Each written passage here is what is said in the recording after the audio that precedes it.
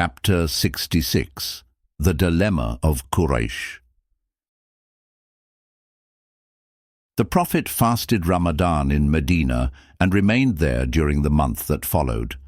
One night, toward its end, he dreamed that with his head shaved he entered the Kaaba, and its key was in his hand. The next day he told his companions of the dream and invited them to perform the lesser pilgrimage with him. They eagerly began preparations to leave as soon as possible. Together they acquired 70 camels to sacrifice in the sacred precinct, with the meat to be distributed among the poor of Mecca. The Prophet chose one of his wives to accompany him, and when lots were cast, the lot fell to Salama. Among the pilgrims were also the 2 women of Khazraj who had taken part in the second Aqaba, Nusayba and Mani. Each man took a sword and what might be needed for hunting, but Umar and Sa'd ibn Ubadah suggested they should go fully armed in case Quraysh attacked despite the sacred month. The Prophet refused, saying, "I will not carry arms. I have come for no purpose but to perform the pilgrimage."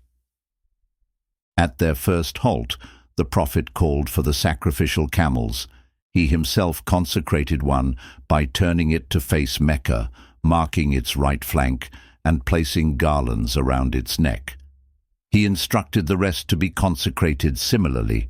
He also sent ahead a man of Khuzā from the clan of Ka'b to bring word of Quraysh's reaction. The Prophet was bareheaded and had already donned the traditional pilgrim's attire, 2 unstitched pieces of cloth, one wrapped around the waist, the other over the shoulders. He consecrated himself for the pilgrimage with 2 cycles of prayer and began to call out, "Labbayk, Allāhumma Labbayk." Here I am at your service, O God. Most of the pilgrims followed his lead, though a few waited until they had advanced farther, since entering the pilgrim state brought restrictions, especially regarding hunting. When Quraysh heard of the pilgrims' departure from Medina, they were filled with misgivings, as the Prophet had anticipated. A meeting was quickly summoned in the assembly. Never had they faced a greater dilemma. If they, the guardians of the sanctuary, blocked over 1,000 Arab pilgrims from approaching the sacred house, they would be flagrantly violating the very laws on which their own honor and power were founded. On the other hand, if they allowed their enemies to enter Mecca in peace, it would be a great moral triumph for Muhammad. Word would spread across Arabia. The Prophet's performance of the ancient rites would make his claim to Abraham's religion more credible, and Quraysh's recent failed attack on Medina would look even more disastrous. "By God," they said, "this shall not happen, not while a single eye among us has the glimmer of life." When the pilgrims reached Usfan, the scout returned and reported that Quraysh had sent Khalid ibn al-Walid with 200 horsemen to block the way. So the Prophet asked for a guide who could take them another way. A man from Aslam led them toward the coast, and then along a difficult, devious path until they reached the pass leading down to Hudaybiyah, just outside the sacred territory near Mecca. Their detour had kept them out of sight of Khalid, but at one point they raised a cloud of dust which alerted him. Realizing what had happened, he galloped back to Mecca to warn Quraysh. The Prophet was riding his favorite camel, Qaswa. At the end of the pass she stopped and knelt. Some shouted, "Hal, Hal," urging her to rise, but she remained still. "Qaswa is being stubborn," they said. But the Prophet replied, "She is not stubborn, it is not in her nature, but he who stopped the elephant has stopped her." Then he added, "They shall not ask of me today any concession that upholds the sanctity of God, but I will grant it." He spoke to Qaswa, and she rose and carried him to the edge of Hudaybiyah, followed by the others. There he told them to set up camp. There was almost no water, only dregs in 1 or 2 shallow hollows, and the men were already complaining of thirst. The Prophet called Najiyah, a man of Aslam who was in charge of the sacrificial camels, and asked him to bring a pail of water from the largest hollow. The Prophet performed ablution, rinsed his mouth, spat the water back into the pail, then took an arrow from his quiver and said, "Go down with this water and pour it into the hollow. Stir it with this arrow." Najiyah obeyed. Water surged up, fresh and abundant, until he was almost submerged and had to scramble out. The pilgrims gathered at the hollow, and all drank their fill, along with the animals. Among the pilgrims were some hypocrites, including Ibn Ubay. While he drank, one of his clansmen reproached him, "O father of Hubab, isn't it time you realized your position? What more proof do you need?" "I've seen the like before," said Ibn Ubay. The other man angrily rebuked him, and Ibn Ubay, fearing the confrontation would escalate, went with his son to the Prophet to explain himself. Before he could speak, the Prophet said, "Where have you seen the like of what you've seen today?" "I've never seen the like of it," he admitted. "Then why did you say what you said?" "I ask God's forgiveness," he replied. His son said, "O Messenger of God, pray for his forgiveness." And the Prophet did. Soon afterward, a gift of camels and sheep from 2 Bedouin chiefs arrived, allowing the pilgrims to eat their fill. The donors belonged to the tribe of Khuzā', former guardians of the sanctuary, including the clans of Aslam, Ka'b, and Mustalik. These groups were now favorably disposed toward the Prophet. Even among those not yet Muslim, alliance with him offered strategic advantages, especially to offset the long-standing Qurayshi pact with their rivals, the Banu Bakr.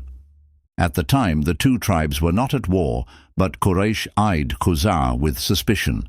One of their chiefs, Budayl ibn Warqa, was in Mecca when he heard that the Muslims were encamped at Hudaybiyah.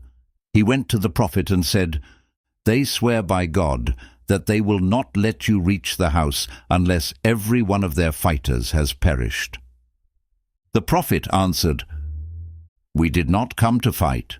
We came only to perform pilgrimage, but if they obstruct us, we will fight.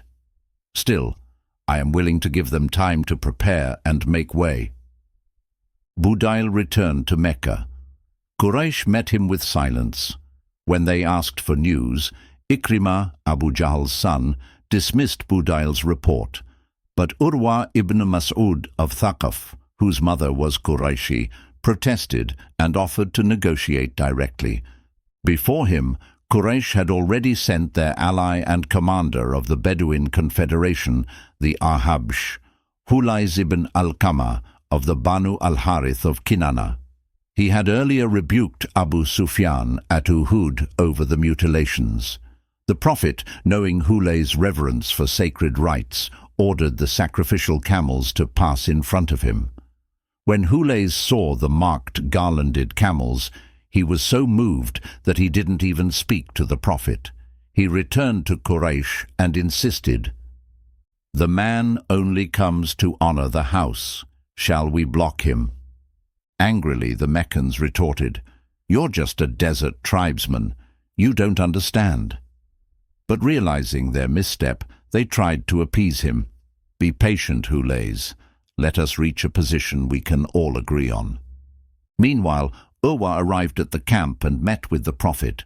Treating him as a peer, he repeatedly grabbed the Prophet's beard when speaking, until Mughira, an emigrant standing nearby, struck his hand with the flat of his sword, saying, "Take your hand from the beard of the Messenger of God, while you still have a hand." Urwa ceased the gesture. He stayed in the camp for hours, observing everything closely. On returning to Mecca, he reported, "O people, I visited the courts of kings, Caesar, Chosroes, the Negus, and never have I seen a king so honored by his people as Muhammad is by his companions. When he speaks, they hush their voices. When he performs ablution, they almost fight over the water. They lower their eyes out of reverence. He has offered you a noble compromise. Accept it." While Urwa was in the camp, The Prophet had sent a man of Ka'b, Quraysh, to Quraysh, but when he arrived, Ikrimah hamstrung his camel.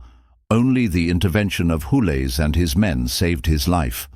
When Quraysh returned, he said, "O Messenger of God, send someone better protected than I." The Prophet called Umar, but Umar declined. "They know my hostility to them, and my clan, Banu Ad, cannot protect me, but I know someone stronger, Uthman ibn Affan." The Prophet agreed. Uthman, well protected by his clan, Banu Abd Shams, was welcomed in Mecca. Though Quraysh insisted that no one from Hudaybiyah could enter the city, they offered Uthman the chance to perform the pilgrimage alone. He refused, saying, "I will not perform the rites until the Messenger of God does." Earlier, Quraysh had made the same offer to Ibn Ubay, who replied, "I will not circumambulate the house until the Messenger of God does." When this was reported to the Prophet, he was pleased.